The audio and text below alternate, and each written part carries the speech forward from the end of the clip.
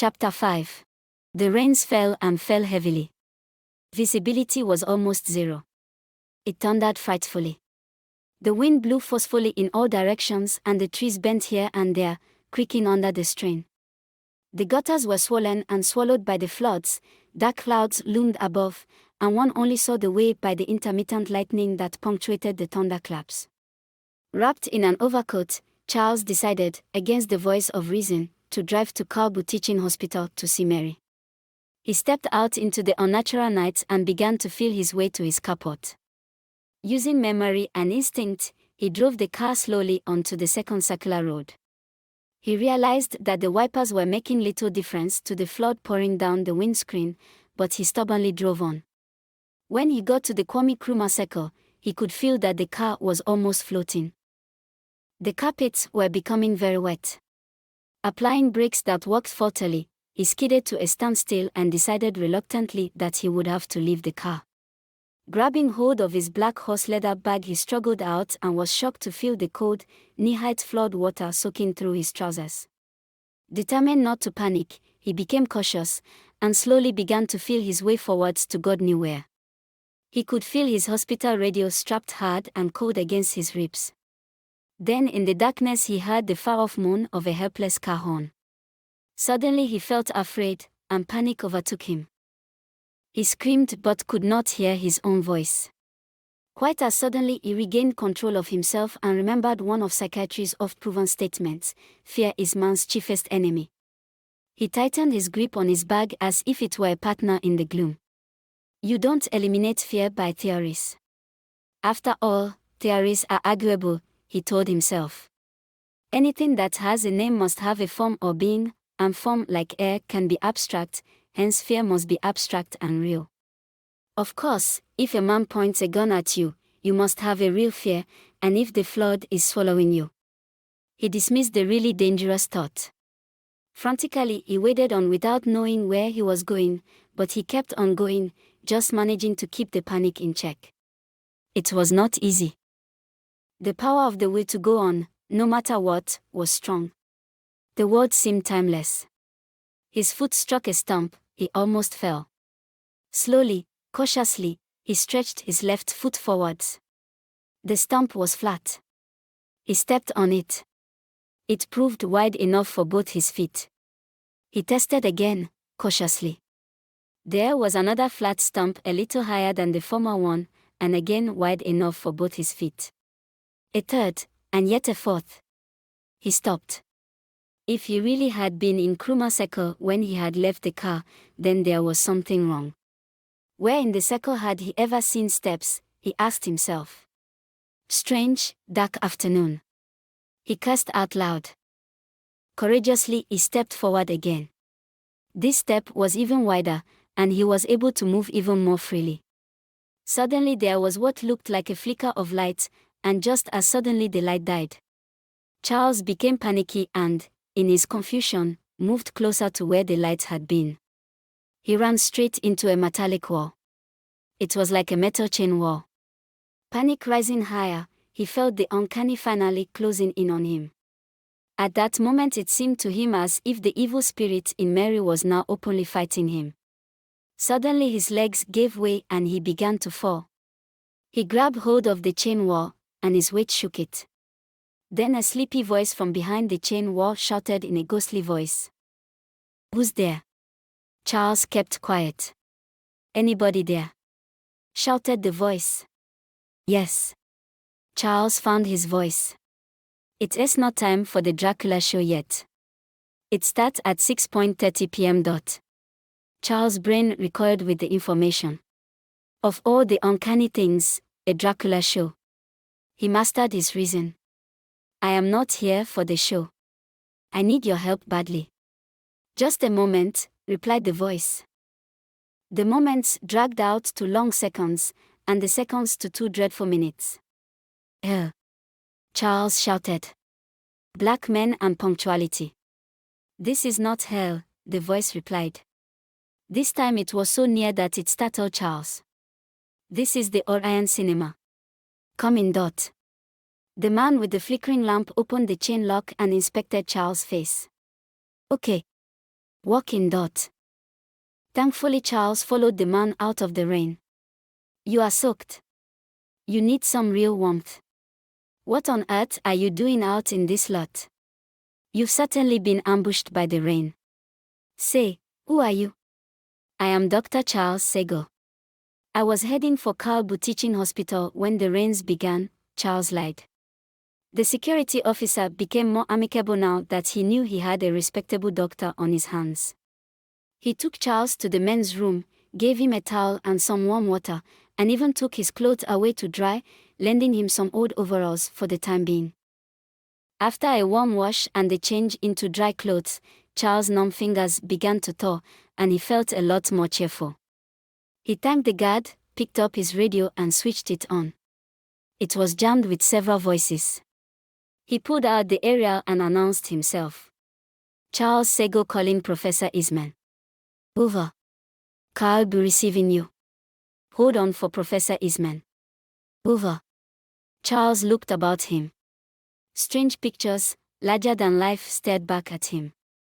There were half-naked girls and fully clothed men. There were young boys with guitars and older men with guns. There were fighting scenes and love scenes. In the dim light, a sense of awareness dawned on him. This was the box office of the Orion Cinema. Come in, Charles. Come in. Over. This is Charles here. Over. You may talk to Professor Eastman now. Over. Charles explained to the professor what had happened, apologized for missing the appointment with him and Mary, and promised to join him as soon as the rains abated. The professor was sorry to hear of his plight and told him that Mary was fine at the moment. The dialogue ended there, and Charles sat down to endless cups of coffee and a monologue from the security officer until 5 when the rains and the flood partially subsided. But it was 6:30 before Charles reached the hospital. He found Mary fast asleep and learned from the nurse that she had been put on tranquilizers.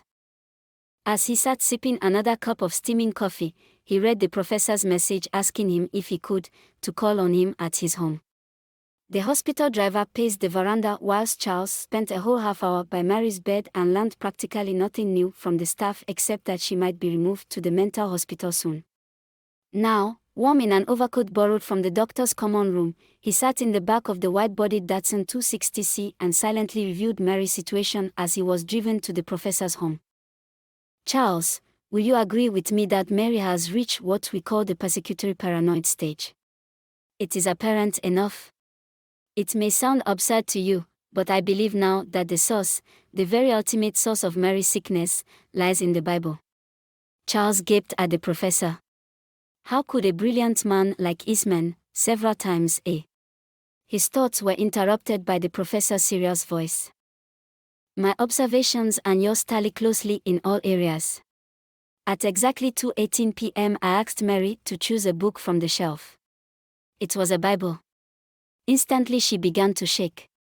She clutched at it as if for protection, yet with some mysterious brute force it was wrenched from her hands. I took the book and offered it back to her. She would not take it or look at it. Then, with lightning speed, she threw a glass at me. See the cut, here on my shoulder. From there on you know the pattern of events as well as I do. When Mary came to herself, I interviewed her for a whole hour, but we got nowhere. With the help of nurses, I treated her and placed her on tranquilizers. The girl needs a very long sleep and plenty of rest. From my observations since she has been with us here, there are but a few faintly understood things in which lie our clues to Mary's puzzle. One of these is the Bible, the second is the peculiar incantation Mary chants during her attacks, the third is her thirst for fresh blood, either her own or that of the nearest person, and above all there is the instantly strong desire to serve or worship the devil. A few seconds of silence passed as each thought upon the professor's words, and then he resumed. Charles, let me say one thing which I believe, as a professional, you may not take in good faith. All the same, I hope that you will not take it lightly.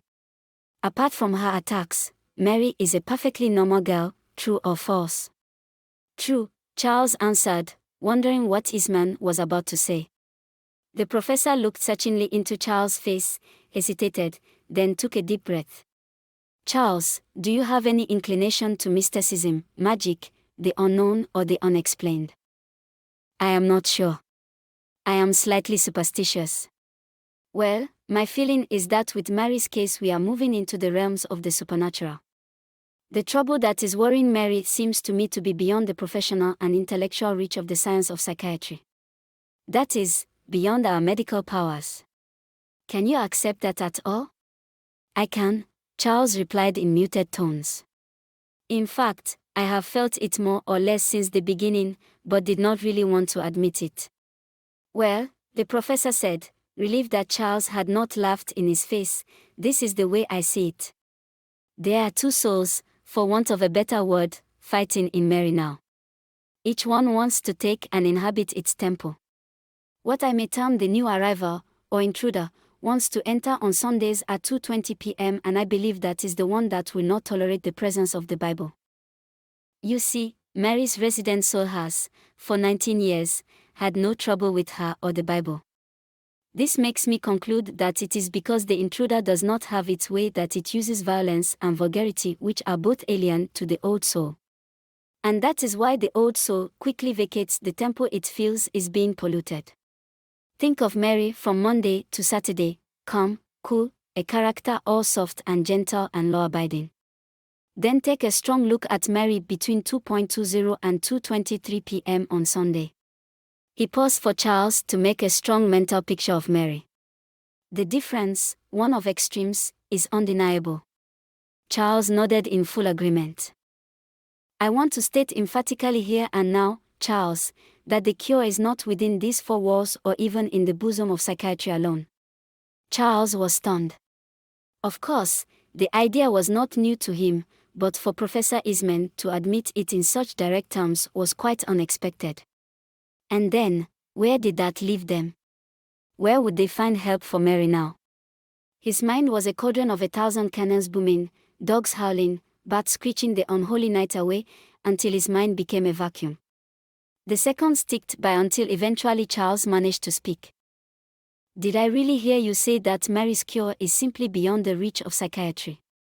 Yes, and that is why I would like to draw your attention to some natural phenomena which I call the unexplained. The two key words here are natural and unexplained. Look at new life, Charles. In man the sexual instinct is almost always lying dormant, but when it is aroused it comes with a full force and a magic that are unstoppable. It is this unexplained force in both man and woman that lies at the root of human life. Then Charles, take a look at an orange pip for example. Put it into the earth and give it the right conditions of sunshine, water and good soil. These are equal to the warmth, food and fertility of the mother. What goes on inside the soil is loosely termed germination by agronomists, but I see it as some power, some kind of intelligence. Charles, is there any substitute for water, for blood, for the air we breathe? Don't you find a sort of chemistry of agreement between water, blood and air? I believe that everything that has a name exists either concretely to our senses, or abstractly to those who have developed a sixth sense, clairvoyance, telepathy, or any such paranormal power. Though I have not seen my twin brother for over 2 years, I always know where he is and I talk to him telepathically when I want to. Charles, take a look at Jesus. With the power of words, he caused the fig tree instantly to wither. Can you explain that? How did he turn water into wine at a wedding feast, or a loaf of bread and 2 fish into a feast for 5,000 hungry adults? Charles began to breathe deeply, he felt out of his depth. His medical mind had always looked on such things with skepticism. I believe, Charles, that every human being is born with the quality and power of that indescribable intelligence within them. The problem is that it is killed through environmental and family influences, and later also by our own unreasonable fears of it. Mary has been possessed momentarily on Sundays since last April. What we must find out is why. These are surely matters beyond the reach of conventional medicine in the hospital. Right. Right. Charles heard his voice after a long silence. He continued, as if in a trance, in such situations the occult centers have answers. Well, yes. But before we venture on occult grounds, we must arm ourselves with true knowledge of our patient. Occultism does not behave like psychiatry because it does not argue on premise and probabilities. It simply treats. But now, time is fast spent, we must go our separate ways, and tomorrow we shall meet to discuss more fully the issues at stake. I feel we should keep Mary under medical observation for at least another week. We must not rush into anything, especially of this nature. Good night, Charles. Good night, Professor. When he returned to the car, Charles found the hospital driver dozing in the passenger seat. He woke him up and, taking the driver's seat, swerved the Datsun 260C into the narrow road, blinking on the headlights. The engine sounded good and smooth, the gears were easy, and the car, being fairly new, was powerful. "Whereabouts do you live?" he asked the driver. "At Mamprobi, about 2 miles from here." "Don't you worry, I'll take you there now." The car zoomed like a boat along Guggesberg Avenue as Charles made for the Plaza Junction in a record 30 seconds. He ran through the yellow lights and made the popular Abwood Junction in 15 seconds. The driver decided he would get out there, and Charles gave him a 10 cedi tip. Without waiting for courtesies, he impatiently changed gear and reversed into a side road, then charged once more along Guggesberg Avenue. In barely 2 minutes he was at the Water roundabout and making for the Barclays Bank head offices. He slowed the car down and crossed the high street, which boasted all the important buildings in the city of Accra: Parliament House, the High Court, the Bank of Ghana, the tall, magnificent head offices of the Ghana Commercial Bank, the Holy Trinity Cathedral, and the historical Usher Fort prisons. Slowly he slid the car into the silent churchyard, turned off the headlights and the engine, and freewheeled into the bishop's yard. All was dark and quiet. Slowly he walked up to the bishop's front door. A minute passed. He knocked twice softly. He checked the time, his watch said 8 o'clock. The evening was growing into middle age. Another minute passed, then the door was opened by Mrs. Quarcoopome. "Hello, Charles, come in, come in. We have been trying to phone you at home and at the hospital, but we could not get you." Charles walked in deliberately and sat down on the sofa. "It is very strange, Charles, but just after the radio announcement about the bad weather, we both retired to bed and soon fell asleep. But barely 15 minutes later my husband woke up with a start, sweating all over. When he quietened down he came and told me that he had had a strange dream about you floating in a huge car, and that you had almost drowned in the great fountain at the Kwame Nkrumah Circle. Suddenly an angel appeared before you and beckoned you to follow. Before he could see any more, he was awake. That's a strange dream and an amazing coincidence," Charles exclaimed, and explained what had happened to him earlier in the storm. "But I didn't see any angels, only the security officer at the cinema." He laughed, trying to lighten the atmosphere. His mind turned to that very evening's discussion with Professor Eastman about unexplained phenomena. Had this strange dream been a premonition? "How is Mary?" our mother interrupted. "Fine. Is the bishop in? I must speak to him." "Oh, yes, he is. Let me tell him you are here." As she left, Charles raised his eyes and saw Mary's picture on the wall.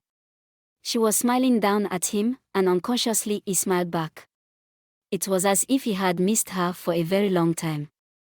Just then the steps of the bishop sounded on the staircase. His wife followed him.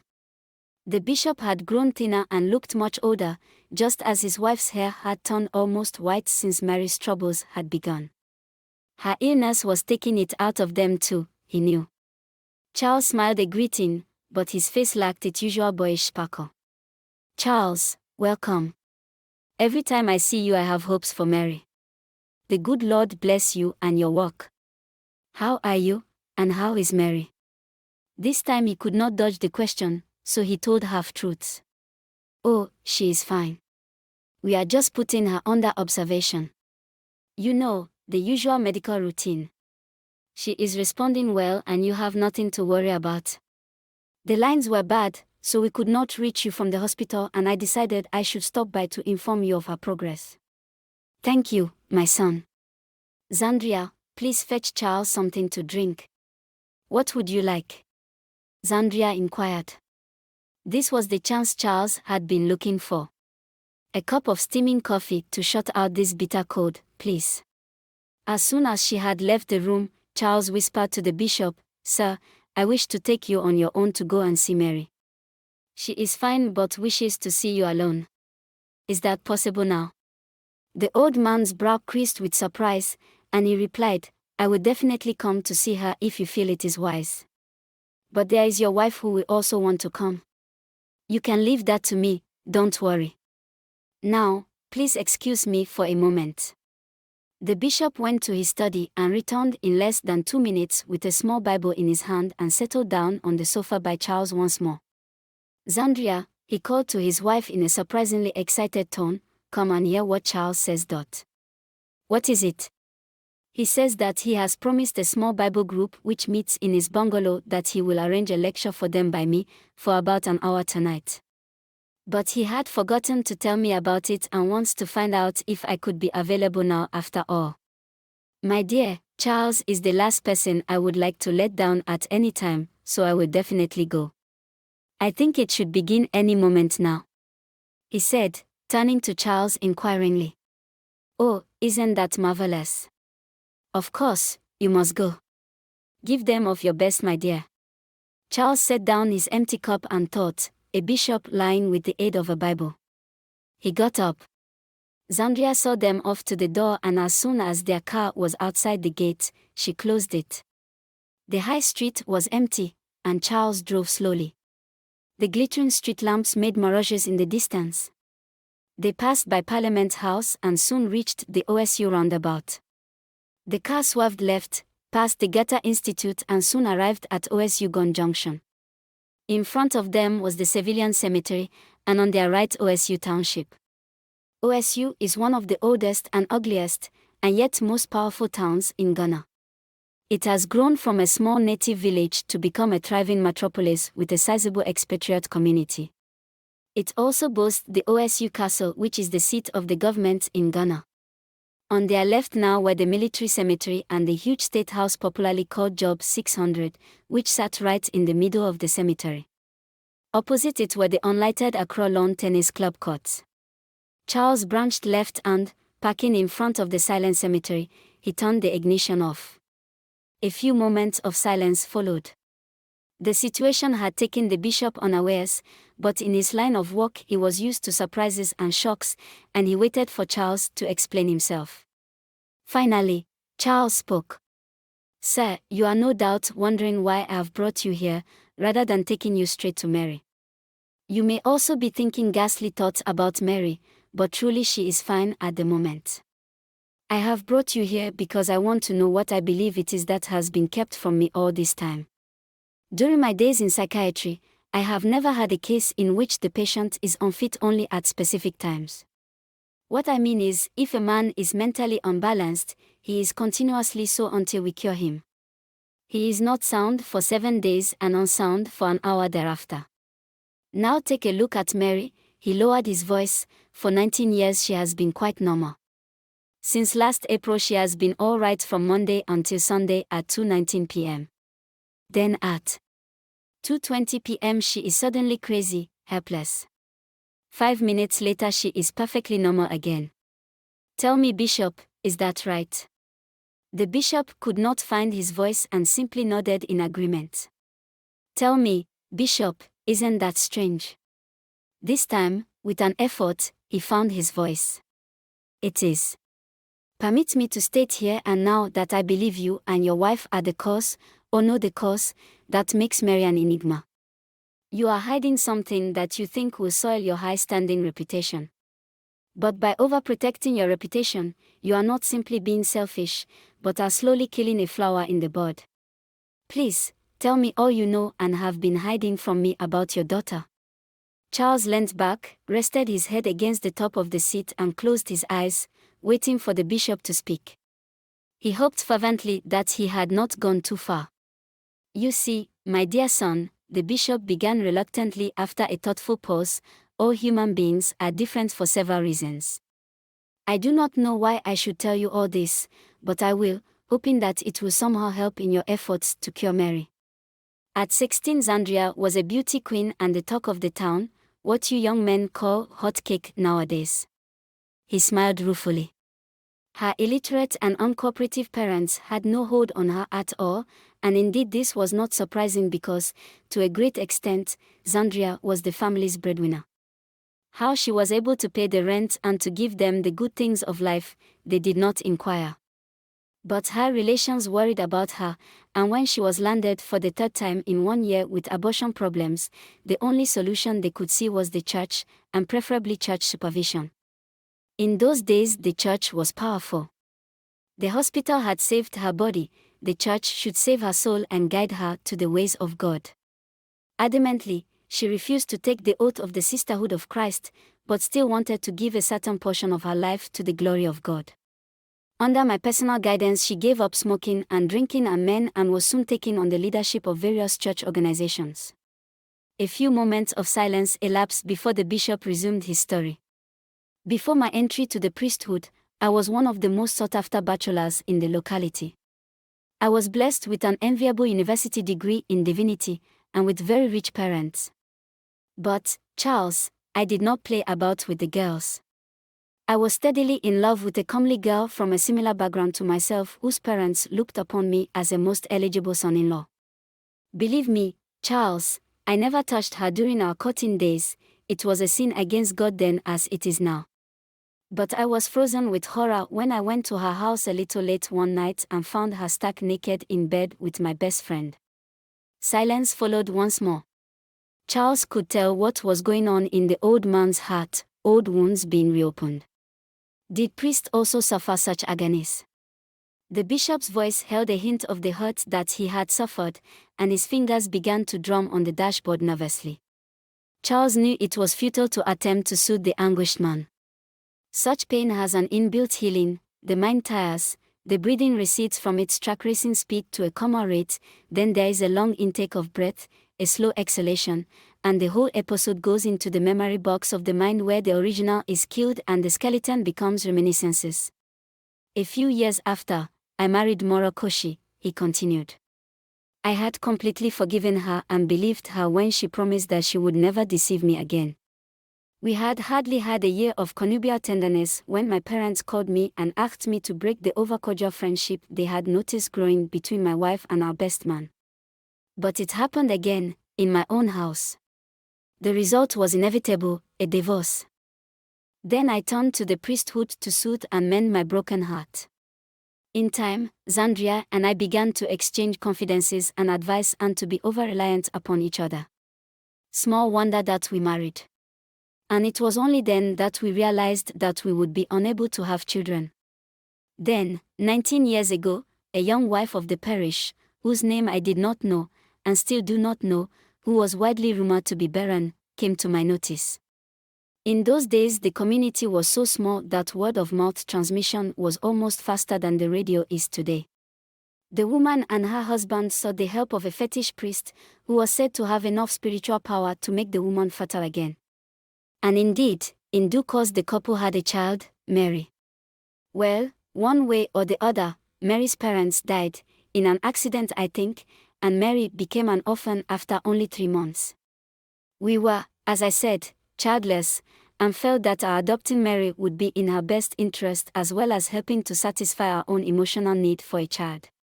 So, quietly and discreetly, Mary became our child and grew up with us. This is our history together, and I hope it will help you to cure Mary. Thank you for explaining it to me. Charles knew how much it had cost the old man to tell him all these things, but he had more to find out yet. Tell me, where could I find this fetish priest? He lived just a stone's throw away from where the church now stands, but you will not be able to make any contact with him since he died a long time ago. An awkward silence ensued and, looking around, Charles became aware of their uncanny cemetery surroundings. Morbidly he thought that it looked as if the road to healing Mary had come to an end. Do you know of any other relations of Mary? No, none. We never did. Nobody ever came forward for the child. Why? Charles asked, puzzled. Quite possibly to avoid the responsibility of another mouth, and the girls at that, to feed. But also, I suspect it was to avoid a head-on collision with the devil. In those days superstition was rife and that made fetishism lucrative. Isn't there any way to make contact with the dead chief priest family? The bishop paused before answering Charles' question. If he let out the precious information, he and his holy office could become linked with the fetish cult. On the other hand, if he did not, then he was slowly, consciously, killing Mary. I think we can. The decision was not so difficult after all. We can drive by, and I will point out the place to you. I can only point to it because of my position, you understand. Charles was willing to try anything now. Where there's hope, there's life, he said.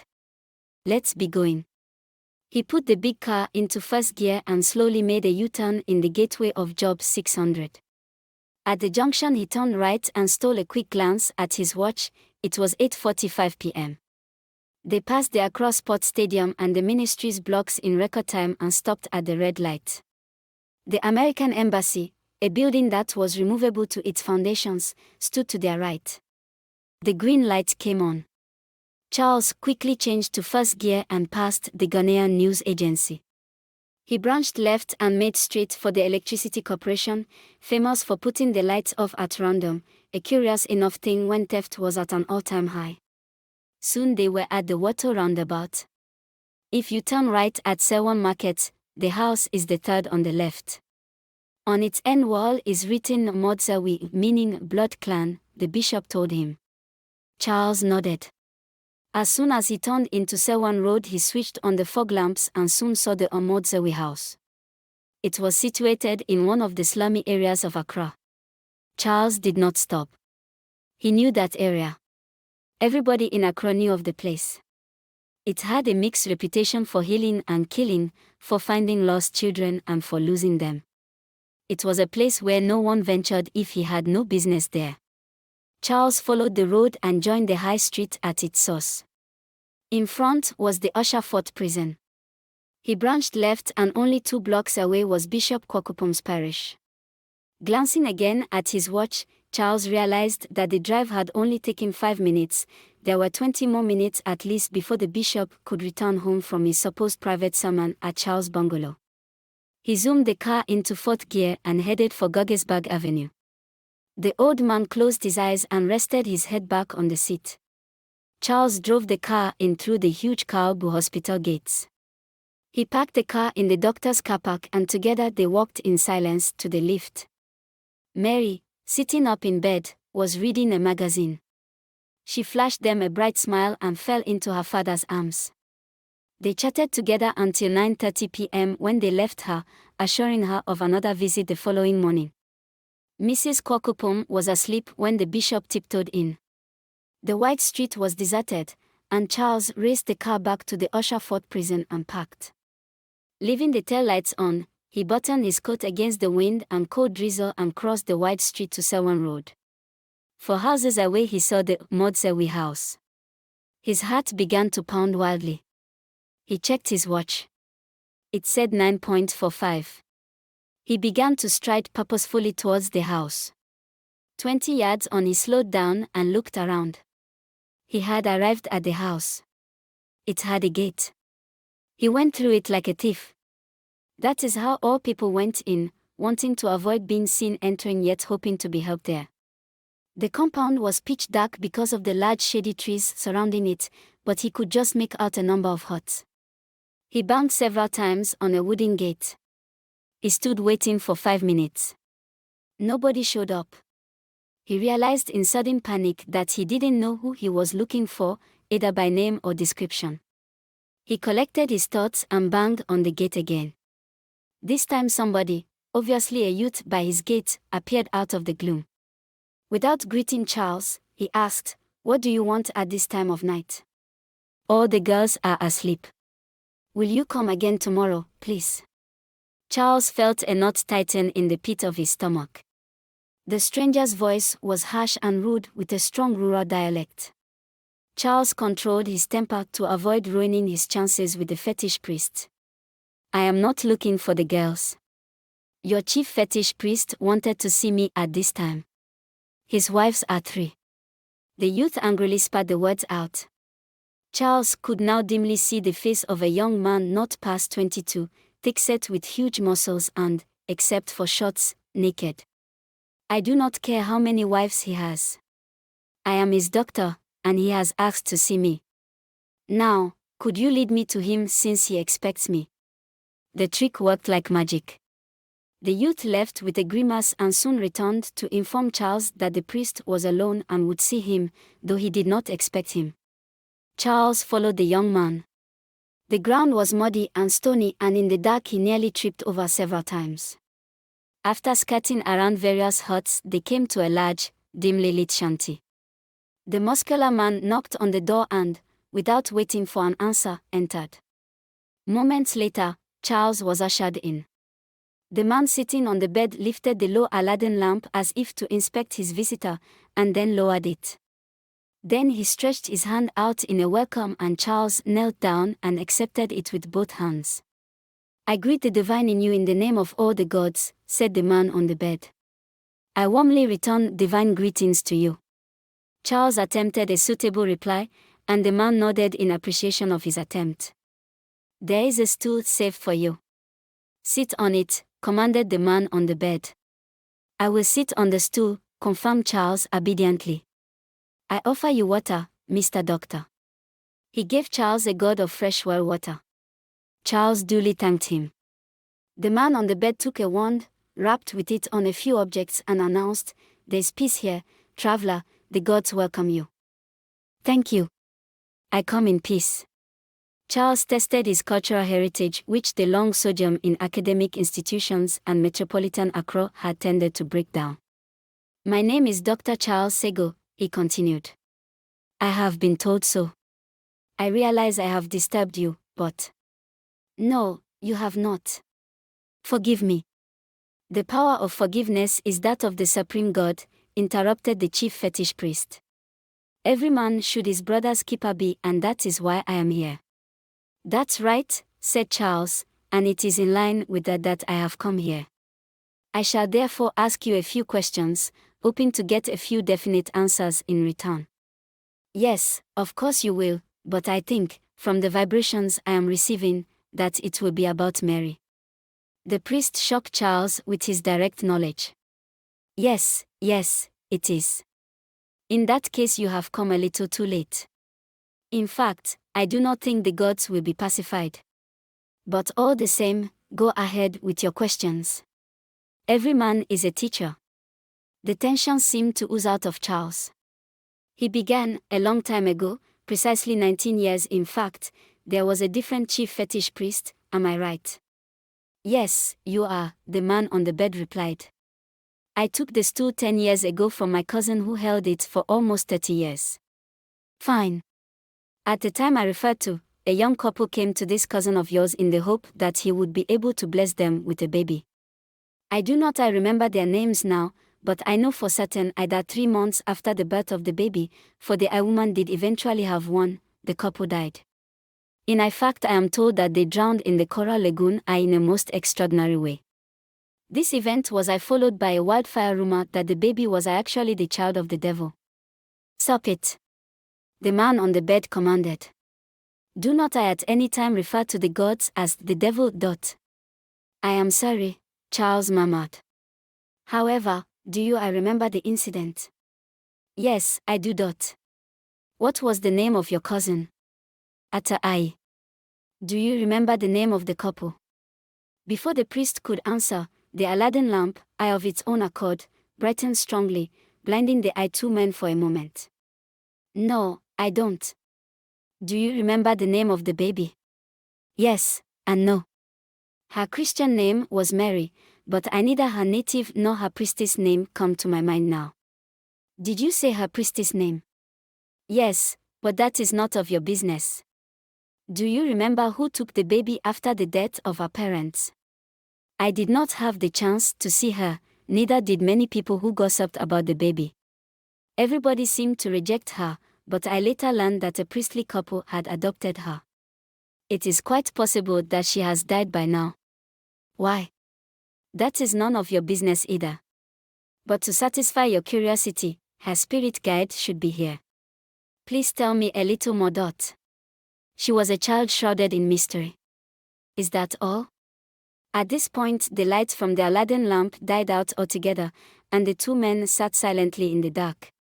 A cold fear began to crawl in at the back of Charles' neck. Panic gripped him, but in this stupor he could only sit rigid. The light of the lamp flared brightly once more. Doctor, you should know by now that we are not alone here. I am aware of it, Charles said shakily. The man on the bed sat up erect and with the wand again rapped at a few objects. Then he took a bottle of green liquid and tipped it 3 times gently towards the floor, each time allowing a little of the liquid to escape and fall to the floor where it spread and then suddenly evaporated, forming a sweet-smelling mist that hung finely in the air. The priest sat back, resting his head on the wall and, with a trance-like stare, fixed his unwavering gaze on Charles. His voice, when it came, was no longer his own. It was a woman's lilt and seemed to emanate from all over the room. For the first time Charles became strongly aware of the objects within the room. There were black pots, white pots, black and white pots. There were gourds full of water, gourds full of feathers and gourds full of kola nuts which could be broken, not into 2, but into 5, very rare, coming only from northern Nigeria. There was a calico cloth stained with blood, and a leopard skin lying on the floor, on which were the teeth and tusks of a variety of animals. You see, my friend, the former chief priest was widely reputed to have the cure for infertility. Most women who came to him for help in this line later became happy mothers. Unfortunately, however, most of the fathers began making the same comment, that their children all looked very much like the fetish priest himself. Eventually a rumor went round that the chief fetish priest was sleeping secretly with the wives who came to him for help. I do not doubt it. He was a handsome man and to some degree, charming. I learned that the parents of the girl under discussion approached him for the fertility cure. The priest gave them a concoction for which they paid nothing. However, the young woman was asked to come again and alone. One Sunday, the woman went to church in the morning, then home for lunch, and then to the shrine. That was indeed, then as now, this very room. I can see it all clearly now. With the fragrance of cheap lavender, the conversation flowed until it tilted to the need to have a baby. As the girl sat in front of him with her bouncing breast, the priest promised her a baby if she would give in to him. She was desperate and felt that this was the only straw left to clutch at. There was absolutely no resistance from her. You see, every woman would like to have, if not to see, her children wail on her death day. Behind this shrine is a small, dimly lit room. It was the chief priest then, as it is mine now. It still contains the creaky wooden bed, cushioned sparsely with kapok. Very soon the affair was over. As the priest was bidding her farewell, he advised her, "Don't forget to invite your husband to your bed tonight." Doctor, seeds grow, and 9 months later a baby was born on a Sunday afternoon. Immediately there was an eclipse of the sun. She was the only baby born that day in Accra, a short time after 2:00 p.m. 3 months later, on the day of the outdooring ceremony, the parents thought it fit to go and present the priest with a gift of thanks. We forget one thing, Mr. Doctor, that the gods are both the giver and the gift. In those days the bridge over the lagoon was unsafe, and the people used canoes. They crossed that day with yams and eggs and cockerels, the traditional gift of the natives. One of the cocks began to struggle and, in the attempt to save it from falling into the lagoon, the canoe capsized in muddy and fast-flowing waters. Rescuers arrived too late. What is certain is that Mary is a daughter of the priesthood. And if she is not dead by now, the gods will strike and, in a flash, she will come to serve them. Enough, Charles. The light of the Aladdin lamp rose again. The wild stare of the man on the bed slowly vanished, the drizzle resumed its patter and Charles breathed out a sigh of relief. A long silence followed, then the stunned Charles spoke. "Thank you." The voice of the man on the bed said, "Give me no thanks. It is a service of the gods. It is their wish." Charles immediately recognized the man's own voice again. "Tell me," he said, "how do the gods strike?" "It is not for me to tell." Just take it that wherever she is, they will strike. You talk like a young man who has not seen the ways of the world. Therefore, I tell you that where the spirit of the chosen person is boisterous and rejects the call, the gods strike with a series of punishments which, in the end, include death. Charles was appalled by the direct honesty of the man on the bed. He thanked him, stood up, took out a 20-cedi note from his pocket together with a complimentary card and gave them to him. I may see you again, and I hope we can be friends. Although I hope you don't fall sick, please let me know if you do and I will help all I can. Good night. Thank you, the chief fetish priest replied, still sitting on the bed, but my own medicine might prove to be more effective than your own. Charles found his own way to the small wooden gate. The street was still dark and empty. As he strode to his car, he heard the distant tolling of the church bells. It was midnight. Slowly, like a stunned man, he drove homewards.